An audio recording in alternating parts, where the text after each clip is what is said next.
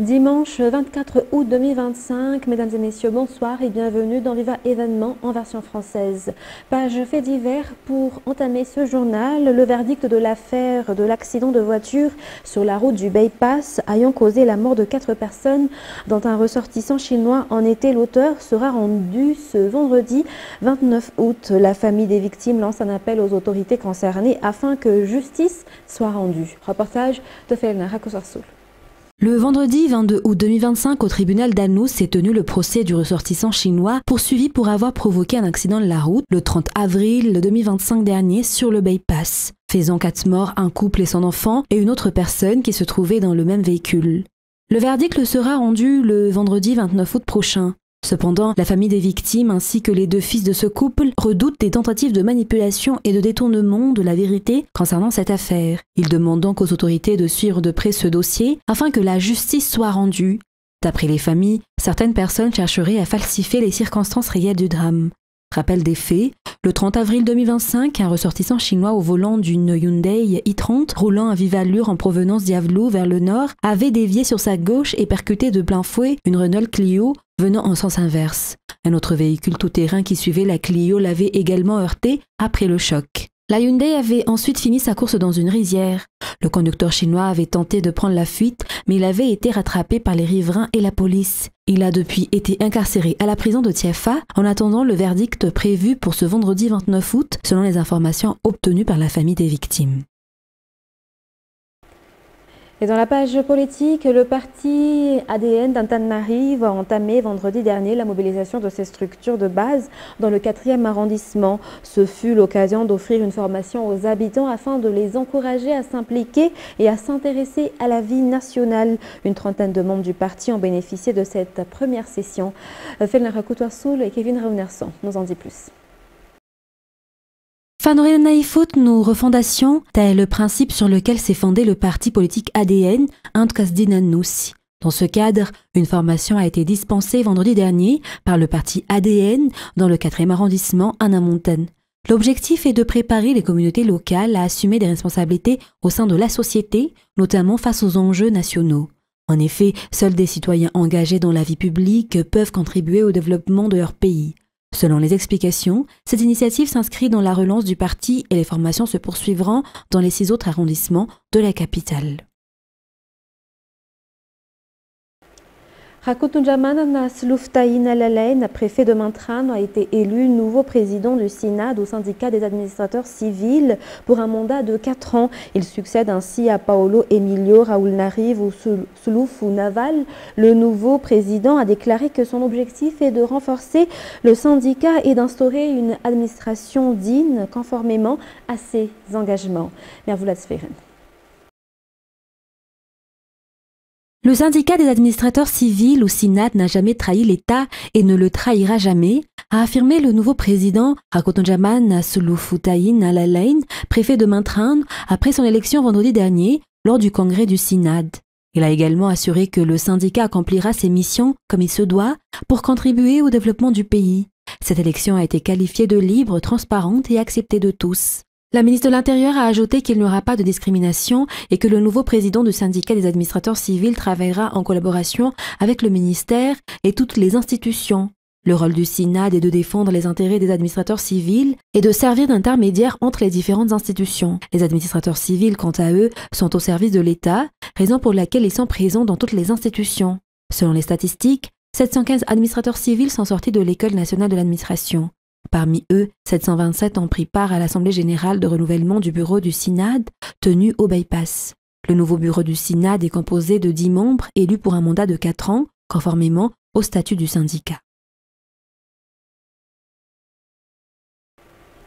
Dans la suite des actualités de ce jour, parlons social. La société civile au sein de la SADC s'est dite prête et unie dans la prise de responsabilité pour la promotion de l'égalité de genre.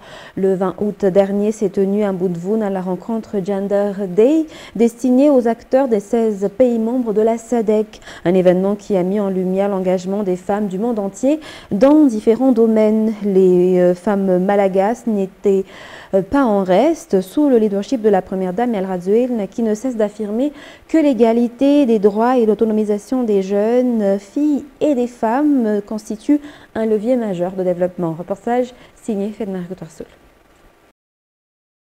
Parmi les grandes décisions adoptées par les chefs d'État et de gouvernement lors du 45e sommet de la SADC figurent des résolutions essentielles sur la promotion des droits des femmes. Il s'agit notamment de l'accès des femmes aux postes de gestion et de décision politique, du renforcement de la lutte contre les violences, de l'appui et du financement par les gouvernements respectifs des projets visant à combattre la discrimination à leur encontre. Pour mettre en œuvre ces engagements à Madagascar et dans les 16 pays membres de la SADC, une Gender Day a été organisée à Antananarivo le 20 août dernier. Des ateliers de réflexion ont permis d'analyser les moyens d'améliorer l'exercice effectif des droits des femmes au-delà des statistiques déjà disponibles. Ils ont également permis d'harmoniser les visions des organisations de la société civile engagées dans la cause du genre en définissant ensemble des stratégies et plans d'action communs. Un accord de partenariat a aussi été signé entre le ministère de la Population et de la Solidarité et l'organisation Gender Links afin de mettre en œuvre conjointement ces stratégies et plans d'action.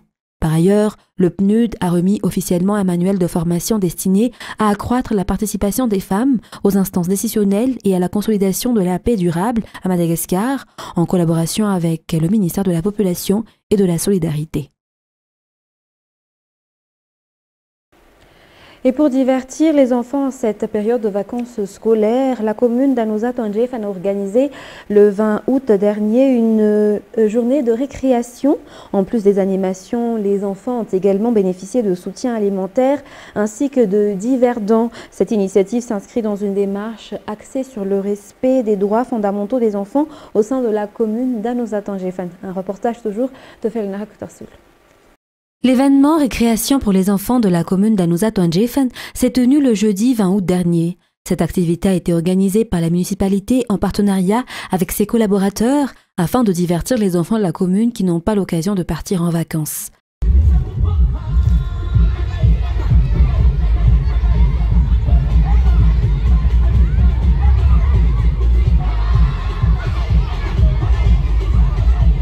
Outre les activités récréatives, la municipalité d'Anousat Tandjef a également procédé à la remise de fournitures scolaires à 17 élèves méritants de la commune durant la précédente année scolaire.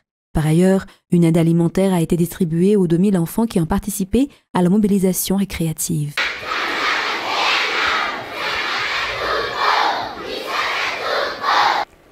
Et dans les actualités sportives de ce soir, 2 joueurs de basketball américains de renom, Anthony Tolliver et Sylvia Fowles, figures de la NBA, ont partagé leur expérience et formé aujourd'hui de jeunes basketteurs à Madingue en collaboration avec le ministère de la Jeunesse et des Sports. Cette initiative s'inscrit dans la volonté du ministère de développer le domaine sportif à Madagascar, conformément à la vision et aux engagements du président de la République Andry Rajoelina, notamment dans la discipline du basketball. À cette occasion, un terrain de basketball a été inauguré près du bureau de la direction régionale de la jeunesse et des sports de Bouéni. Ce terrain a été aménagé par la députée Nina grâce au financement du CIAD afin d'offrir un espace adapté aux jeunes basketteurs locaux. Et le tirage au sort des équipes participantes à la 2e édition du Viva Football Interentreprise 2025 a eu lieu ce samedi 23 août 2025 au siège de Viva Arena Aivanch. Le Viva Football Interentreprise organisé par la chaîne de Viva Télévision est une compétition de foot à 7 opposant différentes entreprises. L'objectif de ce tournoi est de renforcer la cohésion et les liens entre les sociétés participantes. Reportage de Mirvoulatfir sur les images de Bras Denilson. On connaît désormais les 24 équipes qui prendront part à ce tournoi de football à 7 organisé par la télévision Viva. Elles sont réparties en 6 groupes de A à F, chacun comprenant 4 équipes. Voici la composition des poules. Pour le groupe A, Eluid Service, EasyNetcom, Futur Textile, Taxi Agréé, Aéroport Ivat. Groupe B, Moura Market, Ingeniosa, AFS, Cred, SFISAU. Groupe C, Valut IT, Injet, Rapid Service, Sar Entreprise. Groupe D, Someto, Lamenar, Madafod et Somadis. Groupe E, Solarma, Tukelin, Eri Madagascar, Austral Turbo. Groupe F, Mada Solutions Plus, Carrefour, Quanta Expert Invest, Mada et Yas. La compétition se déroulera du 31 août au 14 septembre 2025 sur le terrain synthétique de Spintana Bypass. Au-delà de l'aspect sportif, le Viva Football Interentreprise 2025 vise à favoriser la solidarité, la convivialité et la fraternité entre les sociétés engagées. Cet événement constitue également une mission de divertissement pour les téléspectateurs de Viva, tout en permettant de mettre en avant les entreprises participantes. Aujourd'hui, Viva a tenu à remercier ses partenaires et sponsors, parmi lesquels Yas Madagascar, Domapub, Injet, Aéropub, AFS SMI, M-Style, Mada Seafood le restaurant, Mada All Sport Accourdig et Yumibox.mg. Un programme spécial Viva Football sera diffusé aujourd'hui dimanche 24 août 2025 à 20h50, puis le mardi 26 août à 14h et enfin le vendredi 29 août 2025 à 20h30 en rediffusion.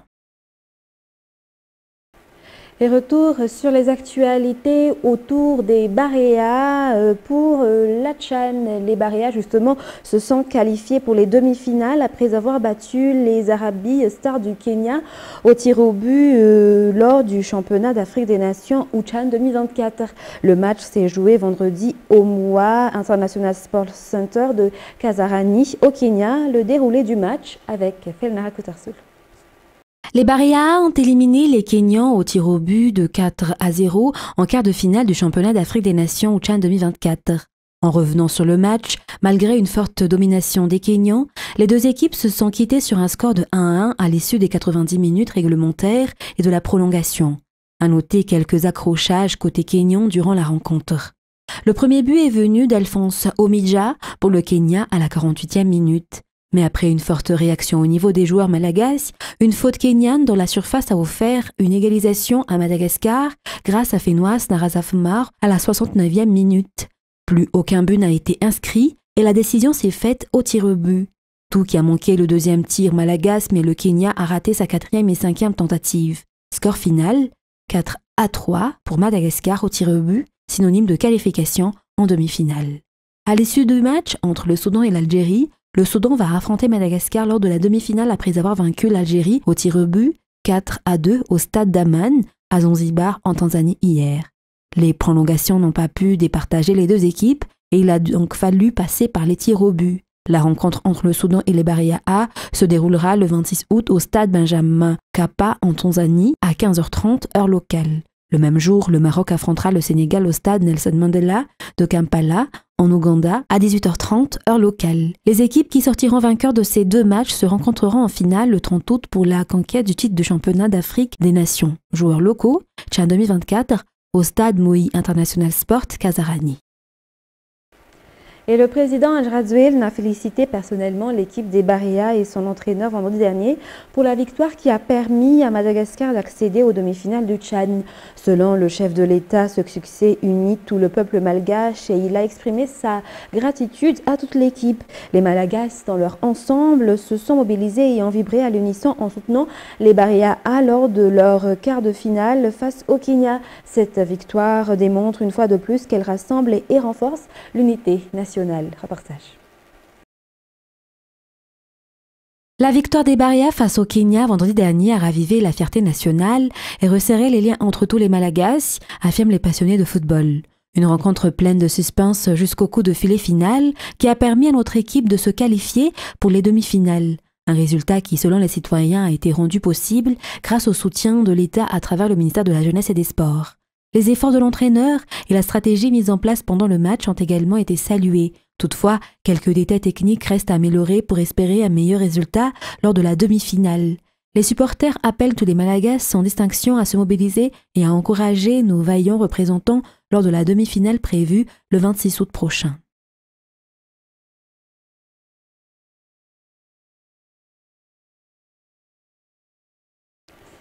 Et c'est ce qui nous conduit aux actualités internationales. François Bayrou donnera lundi 25 août prochain une conférence de presse prologue d'une rentrée politique périlleuse pour le gouvernement français et son projet de budget à 43,8 milliards d'euros d'économies sur fonds d'appel a bloqué le pays le 10 septembre soutenu par la gauche. La France insoumise en tête, le Premier ministre s'exprima ainsi lundi à 16h, 4 jours après avoir été reçu par Emmanuel Macron. Jeudi soir, France 24. Pour François Bayrou, c'est une nouvelle étape pour convaincre. Sans le soutien des Français, cette tâche est impossible. Demain, le Premier ministre va tenter de désamorcer une rentrée qui s'annonce difficile.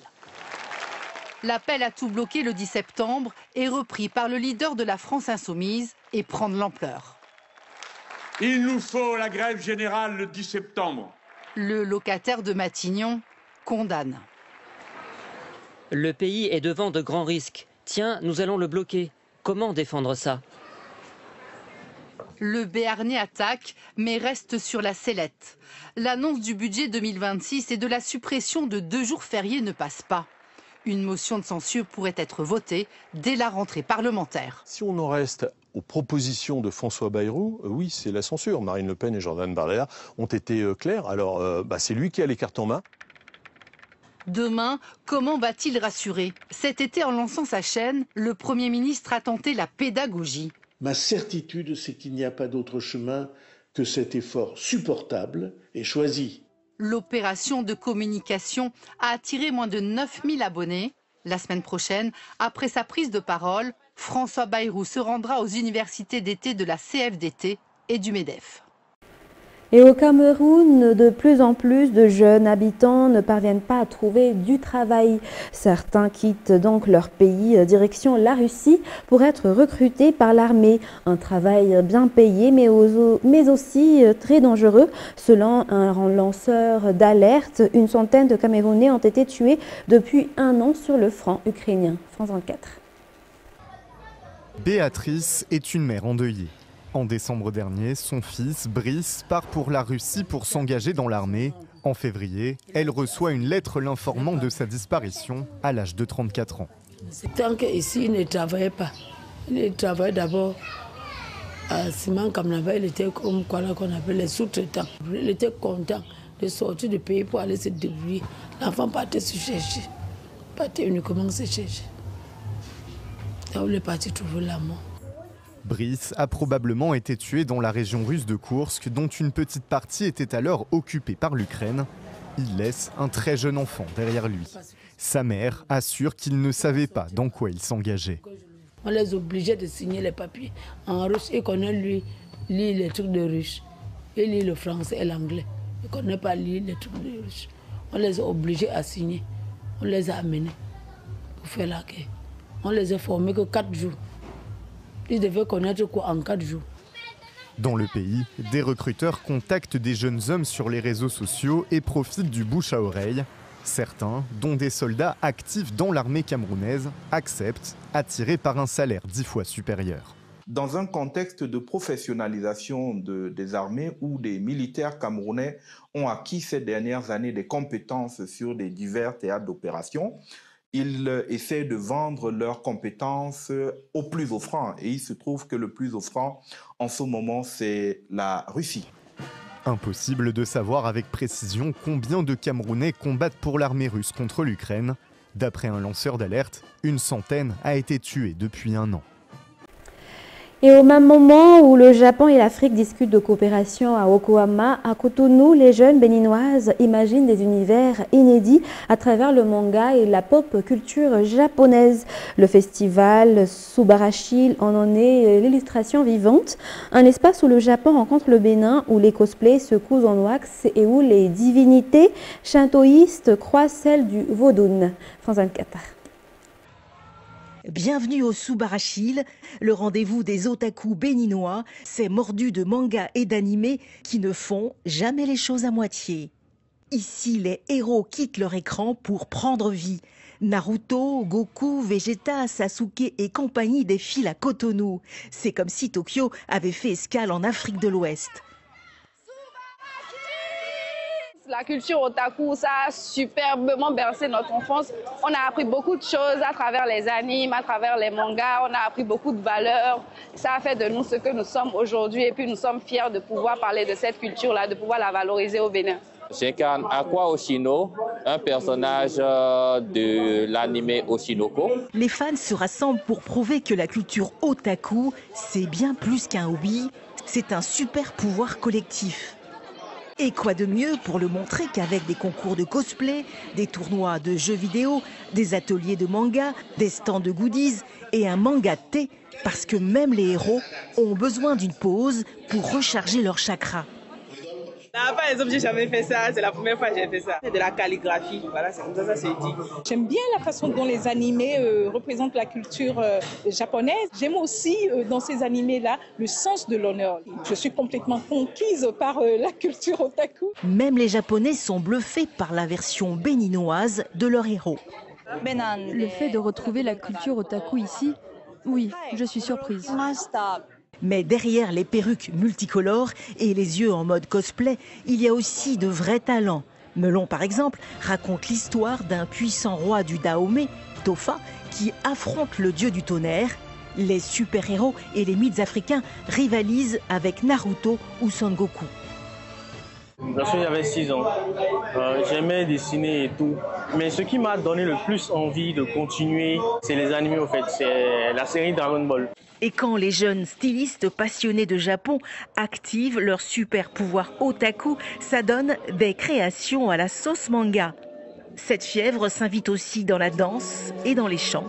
Décidément, les fans de culture japonaise réduisent la distance entre le Bénin et le Japon, et ce qui sent une coopération populaire et sans frontières. Fin de ce journal, mesdames et messieurs. Merci de votre fidélité. Très bon suite de programme et très bonne soirée sur Viva. Au revoir.